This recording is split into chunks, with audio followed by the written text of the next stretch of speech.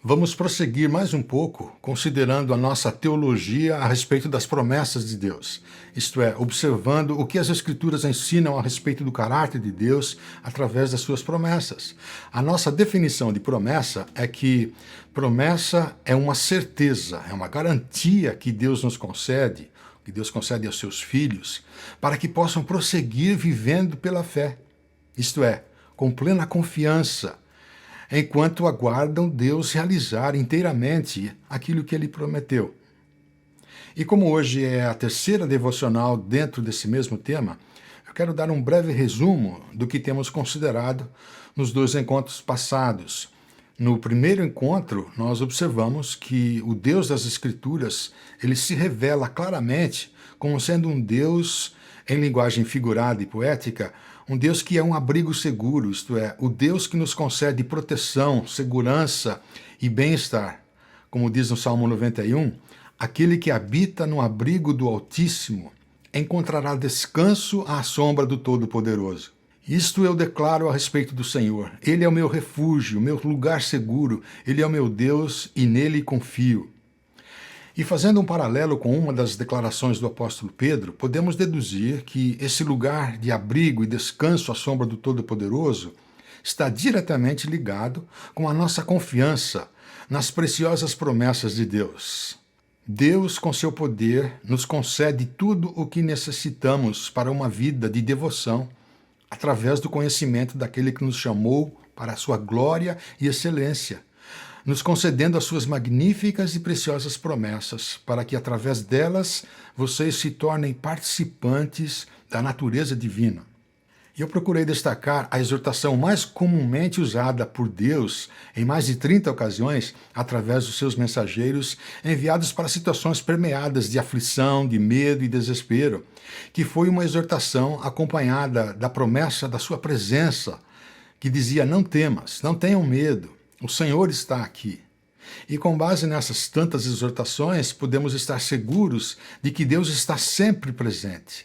Assim como nos diz o Salmo do Pastor de Ovelhas, Salmo 23, mesmo quando eu andar por um vale de trevas e morte, não temerei perigo algum, pois tu, Senhor, estás comigo. A tua vara e o teu cajado me protegem, me consolam.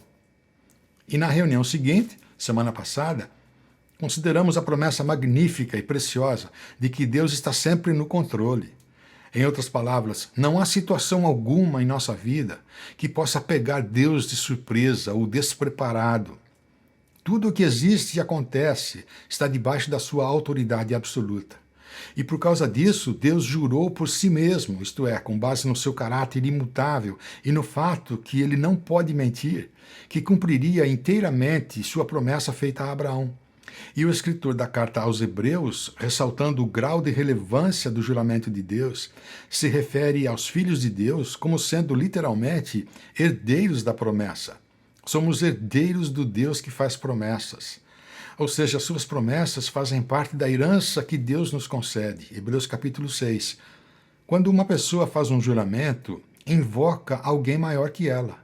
E sem dúvida o juramento implica uma obrigação. Deus também se comprometeu por meio de um juramento, ou seja, Deus jurou por si mesmo, para que os herdeiros da promessa tivessem plena convicção de que ele jamais mudaria de ideia. A promessa e o juramento de Deus não podem ser mudados, pois é impossível que ele minta. Portanto, somos herdeiros daquilo que Deus promete. E é o nosso apego ao que Deus promete que fortalece a nossa convicção e confiança em Deus, do fato que Ele é quem está sempre no controle sobre tudo o que acontece na nossa vida. E hoje vamos observar mais uma promessa magnífica, preciosa, que faz parte da nossa teologia das promessas. A promessa que Deus é sempre bom. Deus está sempre presente, Deus está sempre no controle e Ele é sempre bom. E Deus é sempre bom porque a bondade faz parte da essência de quem Ele é. Bondade é um dos atributos do caráter imutável de Deus. Bondade é, por assim dizer, uma das facetas do ser de Deus. É um dos atributos que faz com que Deus seja Deus.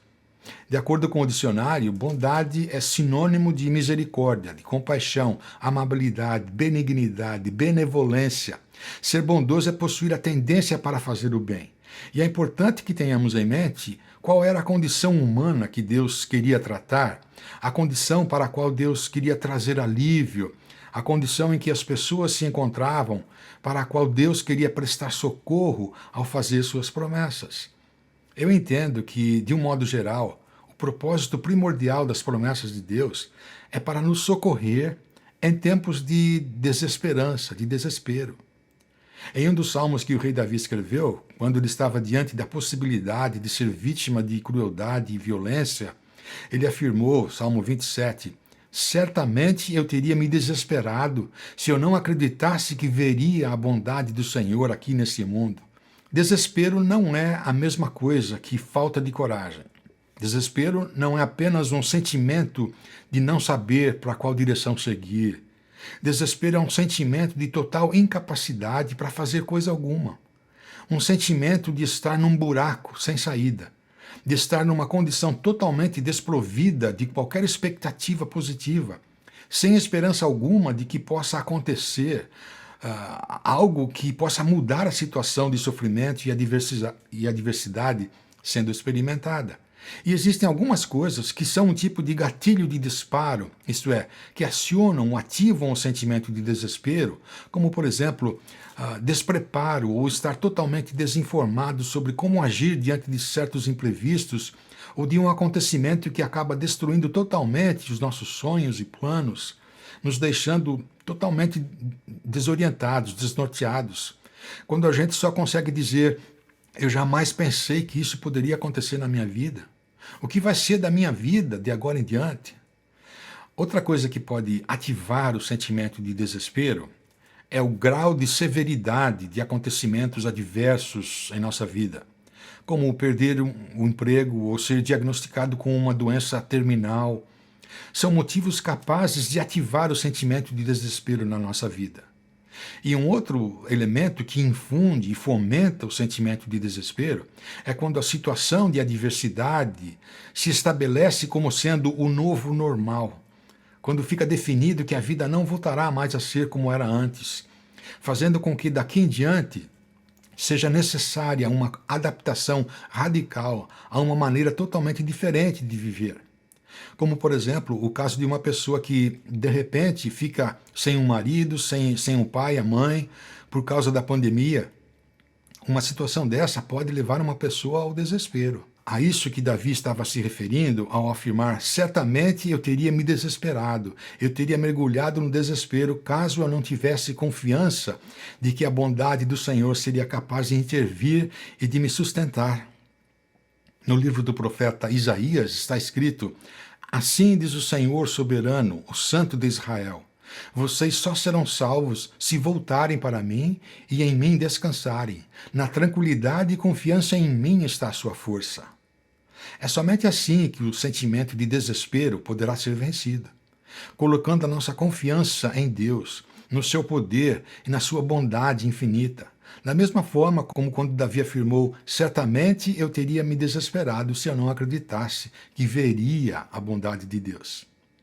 E com isso eu não quero dizer que conseguiremos entender tudo de ruim e trágico que pode acontecer na nossa vida. Há muitos mistérios que provavelmente só entenderemos quando adentrarmos a eternidade. Mas o fato que precisamos reconhecer, por causa do caráter imutável e inviolável das promessas de Deus, é que Deus jamais deixará de nos tratar de acordo com a sua bondade graciosa. Por pior que seja o tempo de adversidade que possa envolver a nossa vida, eu teria me desesperado se eu não acreditasse que veria a bondade do Senhor. Davi não estava falando de algo que aconteceria somente na eternidade. Era uma realidade presente na sua vida. Independente do que estejamos sentindo, independente do que a situação está aparentando ser, Deus continua sendo o Deus das promessas invioláveis, que no devido tempo irão se cumprir inteiramente. Como o salmista Davi afirmou no Salmo 23, certamente a bondade e a misericórdia me seguirão todos os dias da minha vida e habitarei na casa do Senhor para todo sempre. A nossa confiança na bondade infinita e irrevogável de Deus é simplesmente um dos fundamentos da vida cristã. Uma saudação que tem sido usada por muitas igrejas, que a princípio era de certa forma uma saudação ou um lema de uma igreja jamaicana, é a saudação em que o dirigente diz Deus é bom e a congregação responde o tempo todo. E em seguida o dirigente diz o tempo todo e a congregação diz Deus é bom. Deus é bom o tempo todo. O tempo todo Deus é bom. Você acredita que Deus é realmente bom? Com todas as tragédias e situações de sofrimento que existem no nosso mundo, você acredita na bondade de Deus? Porque constantemente vemos imagens ou recebemos notícias de situações que no momento aparentam bem mais a ausência da bondade de Deus e não a presença dela, não é mesmo? Há poucos anos, meus pais estavam sentados no quintal da casa deles, tomando um pouco de ar fresco, e meu pai se levantou para mudar a sua cadeira de lugar e não sabemos ao certo o que aconteceu, mas ele se desequilibrou, caiu, bateu a cabeça no chão de cimento.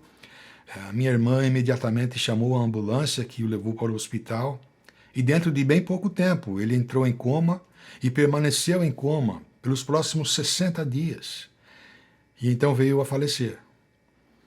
Aparentemente, aos nossos olhos, a bondade de Deus estava ausente.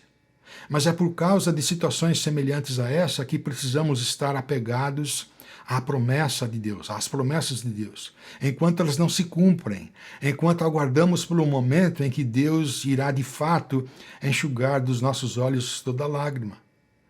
No segundo livro das Crônicas, temos a promessa que diz: os olhos do Senhor passam continuamente por toda a terra para mostrar sua força àqueles cujo coração é inteiramente dedicado a Ele. E quando a nossa confiança enfraquece, nós temos a tendência de ficar como que acenando para Deus, falando, Deus, estou aqui, né? Vem mostrar a sua força e sua bondade aqui na minha vida. Mas as declarações a respeito da bondade e compaixão de Deus estão espalhadas por toda a Escritura. Como no livro do Êxodo, quando Deus passou diante de Moisés, Êxodo capítulo 34, o Senhor passou diante de Moisés proclamando, o Senhor, Deus de compaixão e misericórdia, sou lento para me irar e cheio de amor e fidelidade. Naum 1,7, o Senhor é bom, é fortaleza no dia da angústia e conhece os que nele confiam.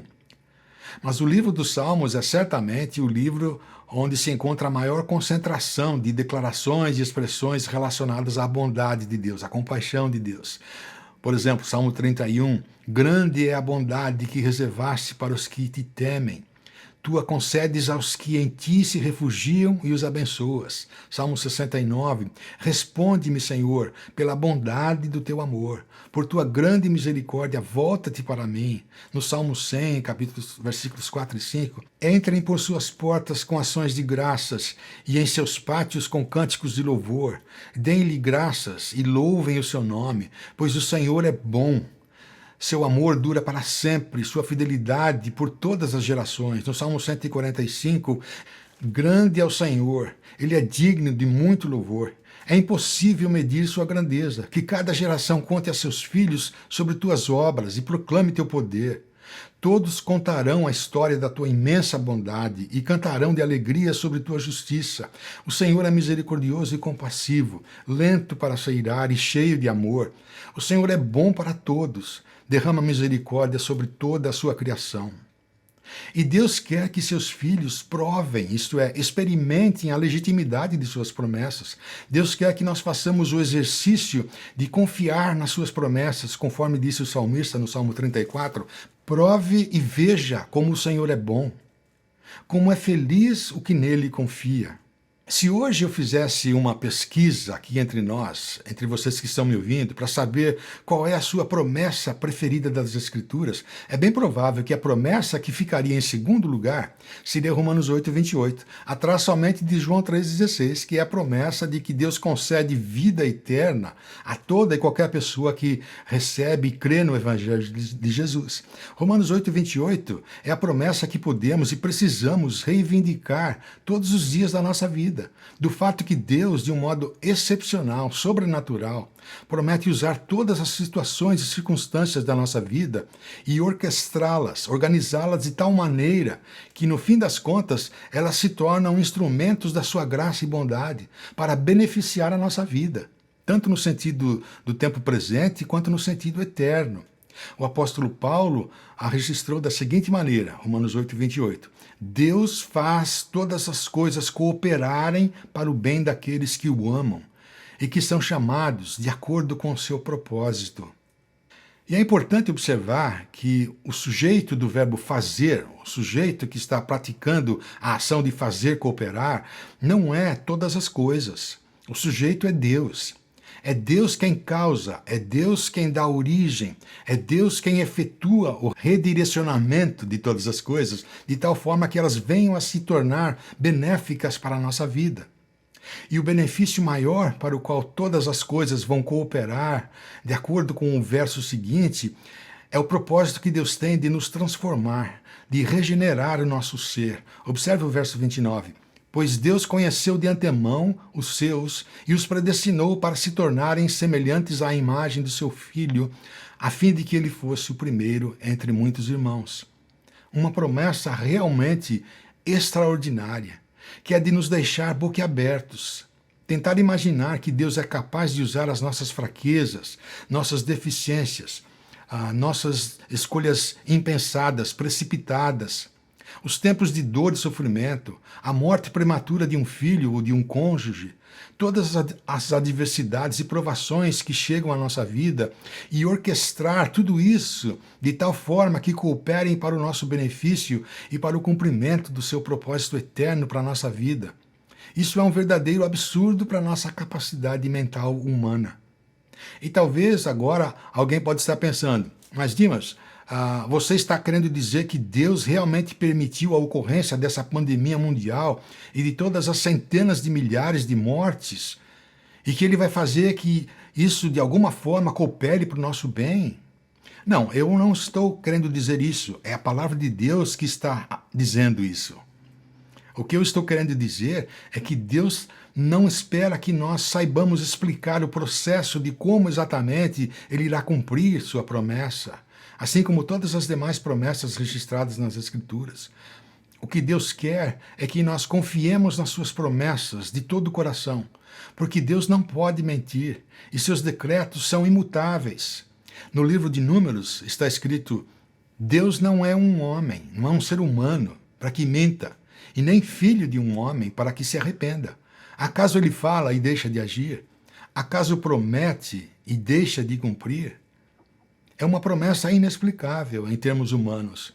Mas Deus faz todas as coisas, todos os acontecimentos, inclusive nossas deficiências físicas, doenças incuráveis e terminais, mortes e tragédias.